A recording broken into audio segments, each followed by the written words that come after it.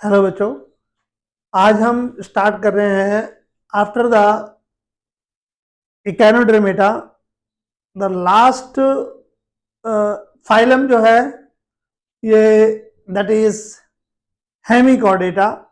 Earlier this Hemichordata was studied under the phylum Chordata, but some modern taxonomists they came on the conclusion कि this hemichordata, as far as this nomenclature is concerned, hemi means half, chordata the kingdom। जो this chordata जो phylum जो है वो Hemy term क्यों आया? क्योंकि it is not a true chordate. जैसा कि कॉर्डेट के इंपॉर्टेंट फीचर जो हम आपको डिटेल में बताएंगे कि इसमें नोटोकॉर्ड की प्रेजेंस होती है, दूसरा डोर्सल ट्यूबुलर होलो सेंट्रल नर्वस सिस्टम होता है और उसमें फेरिंजियल ग्लिट्स स्लिट्स होते हैं जो कि they are the important feature of this chordata. और कॉर्डेटा जिसको हम डिटेल में अपने नेक्स्ट लेक्चर में बताएंगे, यहाँ पर हम लोग हेमिकॉर्डेटा की बात करते हैं। जो हेमिकॉर्डेटा एक्चुअली जो है वो after the that is Echinodermata. जब हम एनिमेलिया किंगडम को Porifera, Coelenterata, Ctenophora, Platyhelminthes, Aschelminthes, Annelida, Arthropoda, Mollusca, Echinodermata तक हम लोग जो है इसको एक ग्रुप में रखते हैं जिसको हम कहते हैं कि नॉन कॉर्डेट्स। तो नॉन कॉर्डेट्स का जो डेवलपमेंट आप कह सकते हैं, ऑरिजिन जो है वो हम पॉरीफेरा से स्टार्ट करते हैं और इसको इकेनोडर्मेटा तक ले जाते हैं। इसके बाद एक ऐसा करेक्टर, कुछ ऐसे एनिमल्स जो है केम इनटू द एग्जिस्टेंस जिसको कि neither they can be put in purely non chordate nor they are in chordate, तो इनको इंटरमीडिएट में रख दिया, दैट इज कॉल्ड हेमिकॉर्डेटा। या अब हम ये कह सकते हैं कि हेमिकॉर्डेट जो एनिमल्स इस फाइलम को, इस ग्रुप को बिलोंग करते हैं, उसमें कुछ करेक्टर जो है वो नॉन कॉर्डेट के साथ मिलते हैं और कुछ करेक्टर जो है वो कॉर्डेट के साथ करते हैं। तो इसका मतलब ये कह सकते हैं कि जो आज हम डिफरेंट फॉर्म की लाइफ देख रहे हैं जिनको हम एक corrective terms Chordata term use करेंगे, वो जो कॉर्डेट का ऑरिजिन जो है वो ग्रेजुअली जो है इवोल्यूशन जब लाइफ का हुआ तो कहते हैं इकेनोडर्मेटा के बाद हेमिकॉर्डेट और यही हेमिकॉर्डेट के बाद true chordates they came into the existence. तो ये डाइवर्सिटी ऑफ डिफरेंट ऑर्गेनिज्म के बारे में हम आप लोग जो पढ़ रहे हैं, इससे ये इंडिकेशन भी देता है कि whatever that is the form of life जो हम लोग इसको डिफरेंट फॉर्म में देख रहे हैं, इन वन वे और द अदर इज देयर, लेकिन इनकी स्ट्रक्चरल एंड फंक्शनल यूनिट अगर हम देखते हैं और उनका जो ग्रेजुअल ऑरिजिन देखते हैं, डेवलपमेंट होता है, वो एक कॉमन एंसेस्ट्री से हुआ है जिसको हम डाइवर्जेंट एवोल्यूशन का स्टेटस देंगे।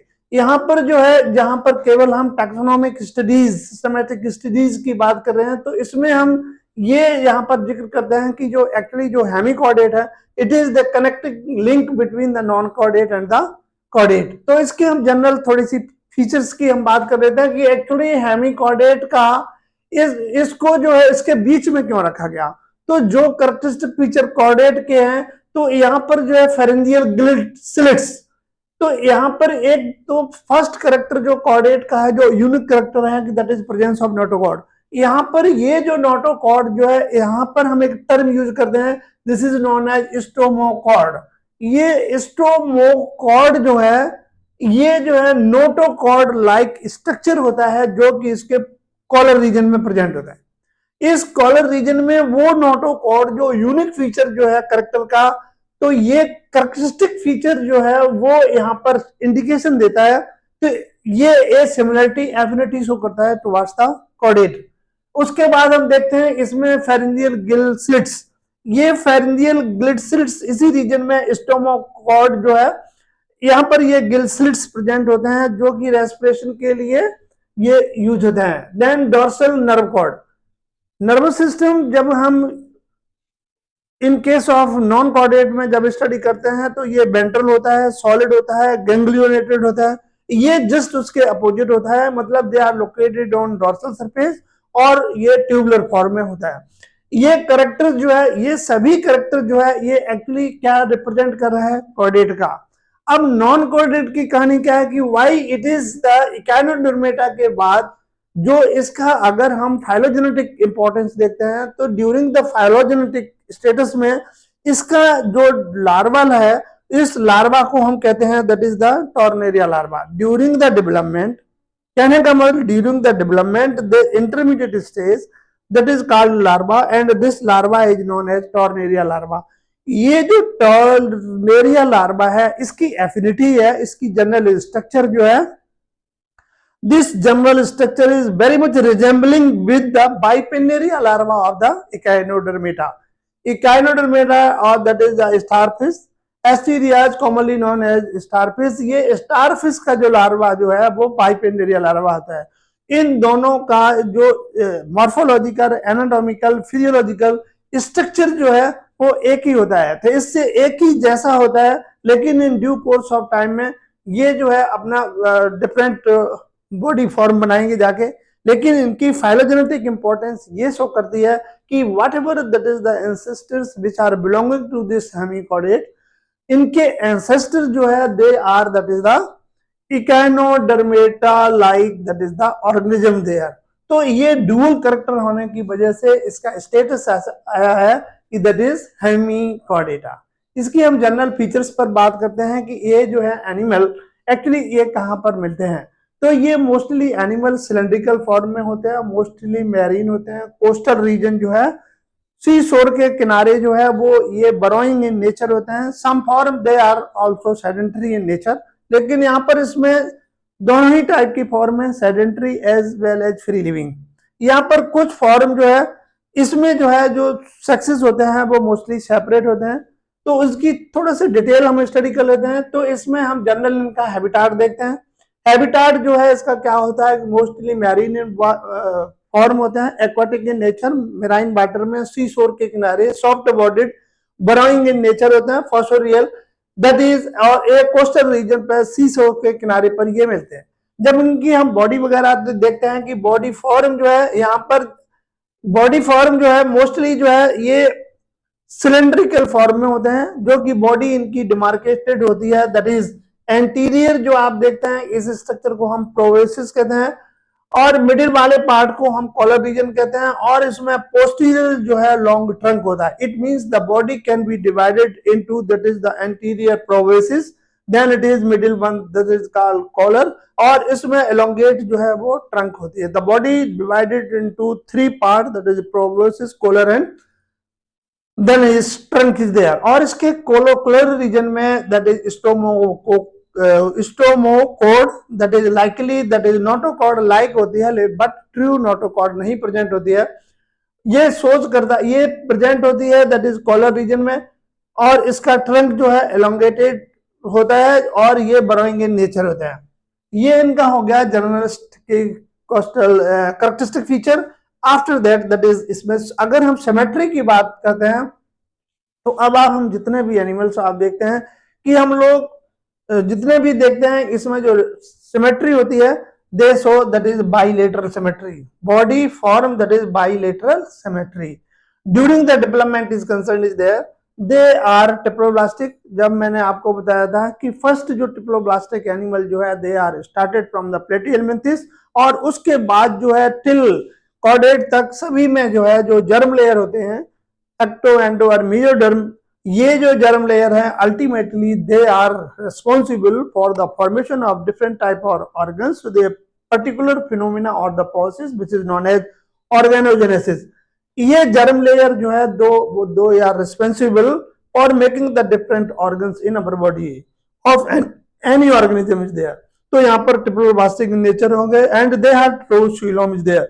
सीलोम बॉडी कैविटी, जो कि एक बॉडी कैविटी है जिसमें और डिफरेंट ऑर्गन जो ऑर्गन्स हैं वो लोकेट होते हैं, और इस बॉडी कैविटी को ये ट्रू सीलोम इज देयर।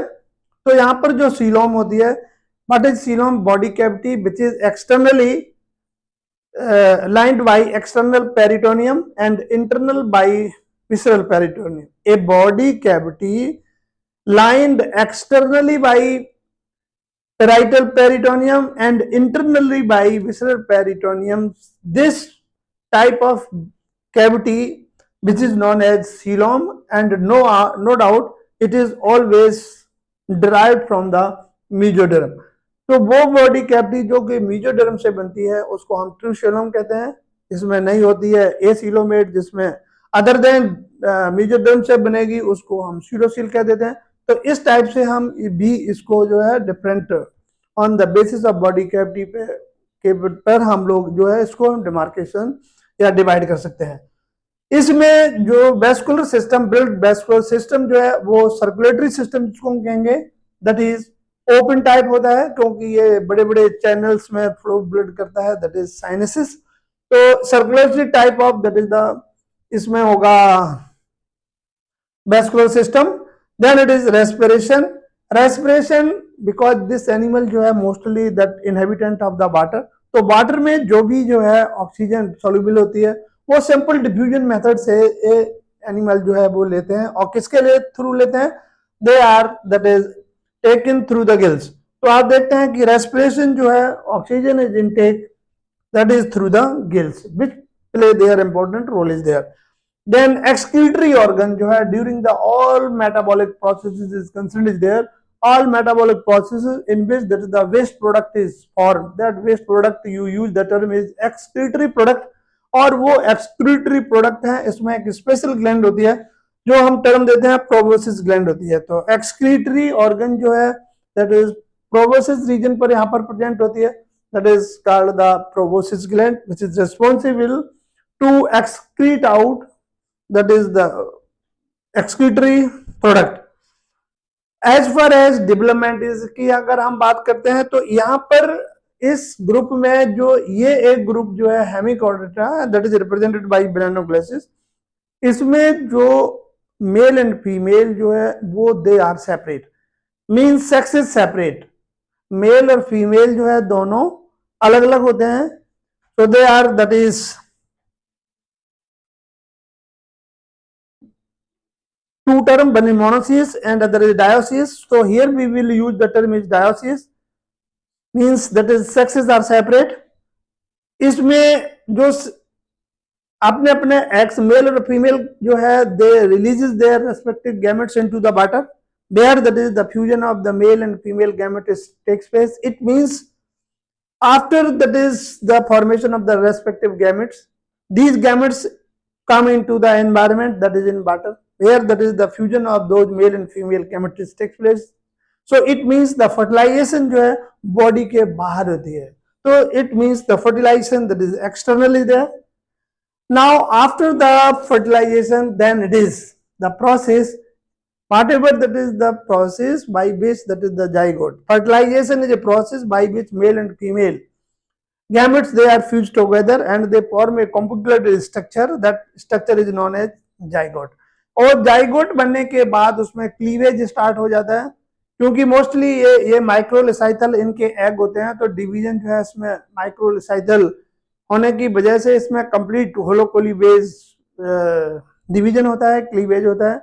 उसके बाद that is after the process of cleavage then blastula then the gastrula stage is form is there. Ultimately जब ये पर एडल्ट बनने से पहले इसमें एक इंटरमीडिएट स्टेज आती है जिसको हम कहते हैं टॉर्नेरिया लार्वा. टॉर्नेरिया लार्वा जो है इट इज बिलोंगिंग टू बेलेनोग्लासिस. बेलेनोग्लासिस का जो लार्वा होता है that is called tornaria larva.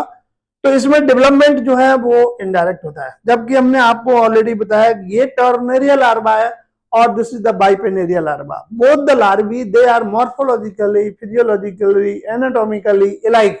तो बहुत से साइंटिस्ट का, टेक्सोनोमिस्ट का ये व्यू है कि whatever that is the form of life जो हम हेमिकॉर्डेटा के अंदर आ रहे हैं, अल्टीमेटली इनका जो ओरिजिन जो है डेवलपमेंट है from the echinoderms like ancestor से ही हुआ है.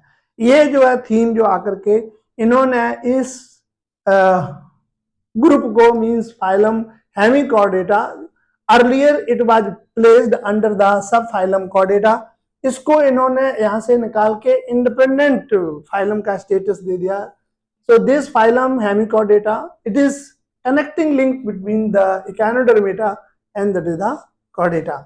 और जैसा कि मैंने आपको बताया है कि कुछ कैरेक्टर जो है इसके कॉर्डेट के साथ रिजेंबल कर रहे हैं और इसका लार्वा जो है वो एफिनिटीज कर रहा है नॉन कॉर्डेट के साथ, इकानोडर्मेटा के साथ। सो दैट्स वाई इसलिए इस ग्रुप को placed between that is the non chordate and the chordate, that's why it is known as Hemichordata.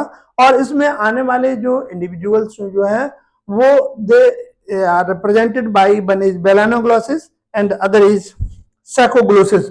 दो इंडिविजुअल जो है जो हमने आपको यहाँ पर कोड किए हैं जो as per NEET your syllabus is concern. This balanoglossus, ये जो इसकी बॉडी जो है समवाट अबर टंग लाइक होती है, इसलिए कॉमन लैंग्वेज में इसको हम कहते हैं टंग वॉर्म।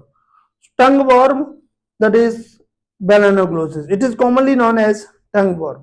और दूसरा जो रिप्रेजेंटेटिव है दैट इज सैकोग्लोसिस। ये दो ये सेडेंटरी इन नेचर है, ये फ्री लिविंग और बरोइंग फॉर्म में होता है। So this is demarcation and this the members which represent to this phylum Hemichorda.